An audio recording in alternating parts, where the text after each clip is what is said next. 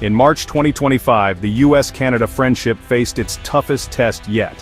What had long been one of the world's most stable and mutually beneficial partnerships was suddenly thrown into chaos.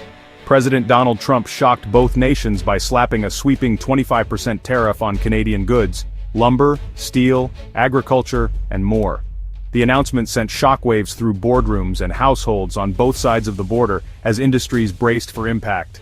The White House claimed it was about protecting American jobs, but in Canada it felt like economic warfare. Many Canadians saw it as a betrayal, a sudden reversal of decades of trust and cooperation. Prime Minister Justin Trudeau condemned the move, calling it unjustified and vowing swift retaliation. He addressed the nation, promising to defend Canadian workers and industries at all costs. Canada prepared a dollar-for-dollar response, signaling it would not back down.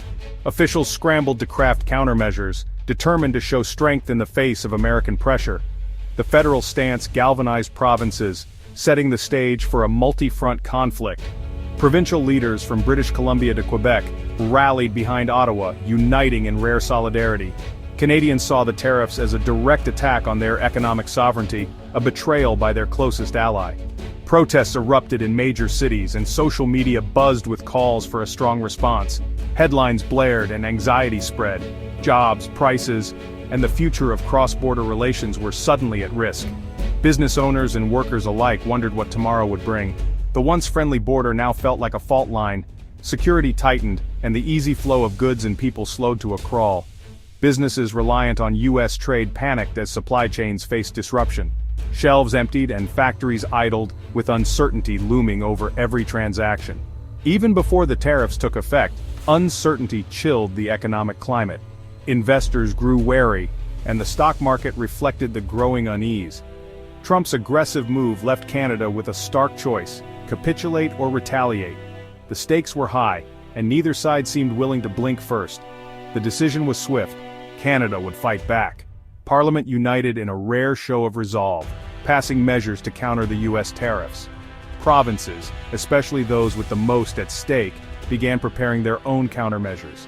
Local leaders coordinated with Ottawa, determined to shield their economies from the fallout. The conflict was no longer just about tariffs. It threatened the very fabric of North American life. Families, businesses, and communities that once thrived on cross-border ties now faced an uncertain future. The world watched as two allies edged toward a full-blown trade war. Global markets braced for ripple effects and international leaders urged restraint. And in the north, Alaska found itself caught in the crossfire. The state's unique ties to Canada meant its communities faced their own set of challenges and uncertainties. The stage was set for an unprecedented showdown, one that would test the resilience, resolve, and unity of both nations in the months to come. British Columbia Premier David Eby quickly became the face of Canada's resistance, stepping into the spotlight as tensions with the United States escalated. In a bold and widely publicized press conference, Eby announced the introduction of heavy tolls on U.S. trucks using BC highways to reach Alaska, a move that caught many by surprise and sent shockwaves across the border. He framed these actions as a necessary defense of Canadian sovereignty, emphasizing that this was about protecting national interests, not just economic retaliation or political posturing. The tolls were just the beginning. BC also halted all government purchases of U.S. goods, signaling a broader economic pushback. The province went further, banning liquor imports from Republican-led states including Alaska, and encouraging local businesses to follow suit. These moves sent a clear and unmistakable message. British Columbia would use every tool at its disposal to defend its interests and stand up to external pressure.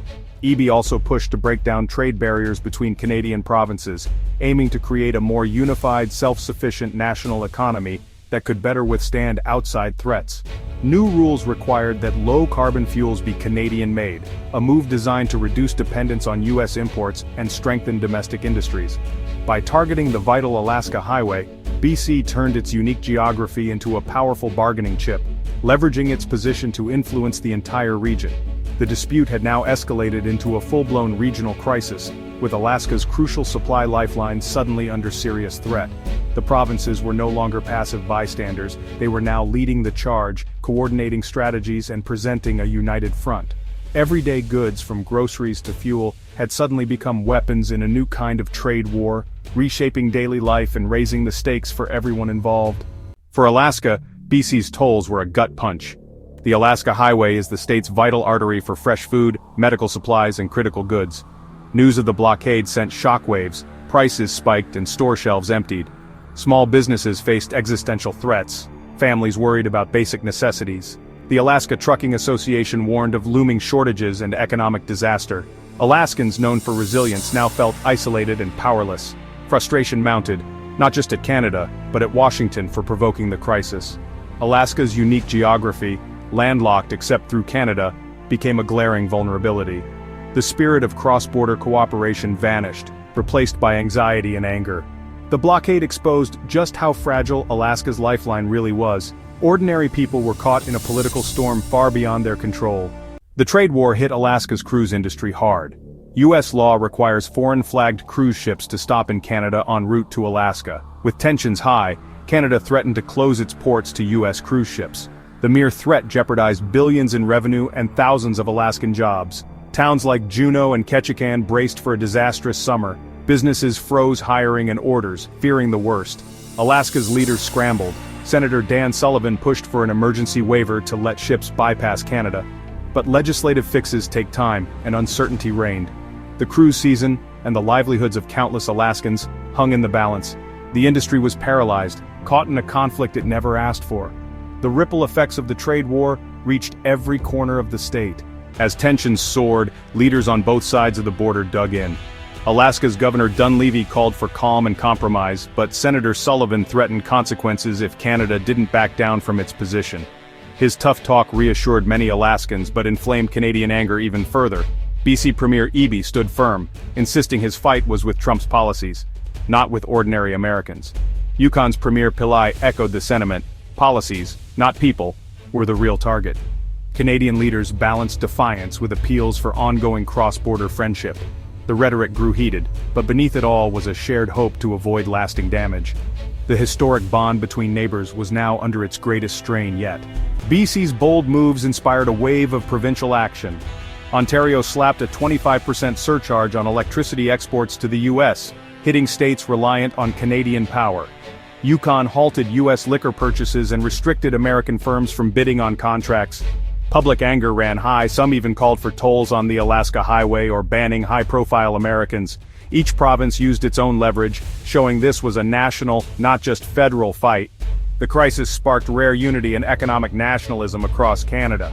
Provinces also worked to strengthen internal trade, aiming to reduce U.S. dependence.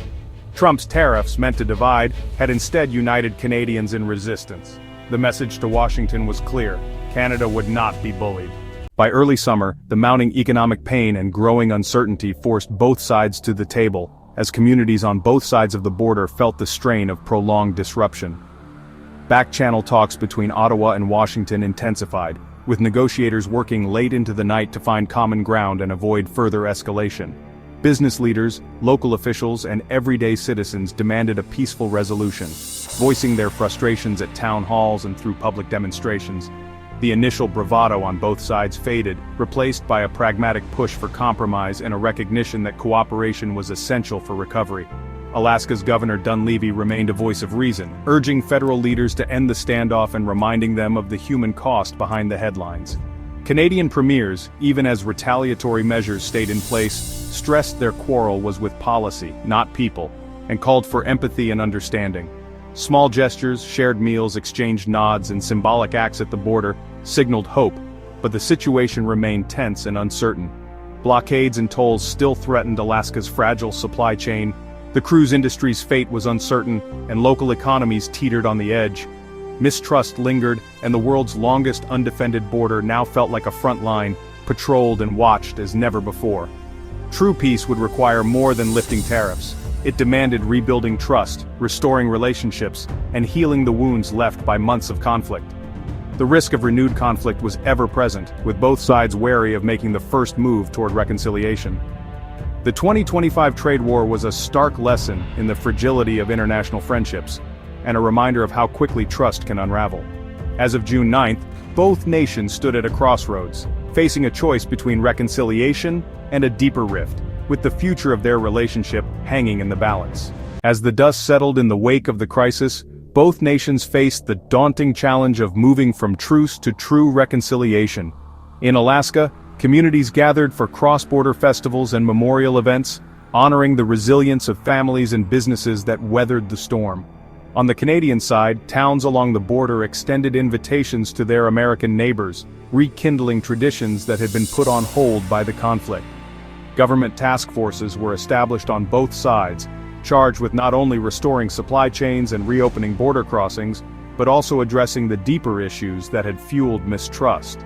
Economic relief packages began to flow into the hardest-hit regions, supporting small businesses and families left vulnerable by months of disruption. Meanwhile, joint citizen panels, comprised of business owners, indigenous leaders, and local officials, convened to discuss shared interests and chart a new course for cooperation. These grassroots dialogues, broadcast online and covered by local media, gave voice to those most affected and offered a blueprint for lasting peace. As summer turned to fall, symbolic gestures gave way to more substantive progress. Tariffs were rolled back, blockades dismantled, and cruise ships once again docked in Alaskan ports. Yet, the scars of the trade war remained visible, a sober reminder of how easily trust can be shattered and how much effort it takes to rebuild. Looking ahead, leaders on both sides pledged to create new mechanisms for dialogue and early warning systems to prevent future crises. While the wounds of the 2025 trade war would not heal overnight, the resolve to forge a stronger, more resilient partnership signaled a hopeful new chapter for both nations. In the end, the story of the border was no longer just one of conflict, but of communities coming together, proving that even after the deepest divides, bridges can be rebuilt. As the world watched the US and Canada mend their fractured relationship, policymakers and citizens alike took stock of the hard-earned lessons from the trade war. Universities on both sides launched new research initiatives, analyzing the crisis to better understand the vulnerabilities in cross-border supply chains and the human impact of economic conflict. In classrooms, teachers wove the story of the 2025 border standoff into history lessons, prompting students to debate the delicate balance between national interests and international cooperation. Meanwhile, businesses invested in new technology and diversified suppliers, determined never to be caught off guard again. International observers praised the innovative grassroots panels and joint task forces as models for conflict resolution, inspiring similar efforts in other regions facing trade tensions. Think tanks published white papers, and diplomats referenced the Alaska-Canada détente in speeches at global summits. But beyond policy and academia, the crisis left a deeper imprint, a renewed appreciation for the ordinary ties that bind neighbors, families, and friends across artificial lines on a map. As the border towns flourished once more, their story became a testament to resilience, and a reminder that the real strength of nations lies in their ability to listen, adapt, and come together, even after the storm has passed.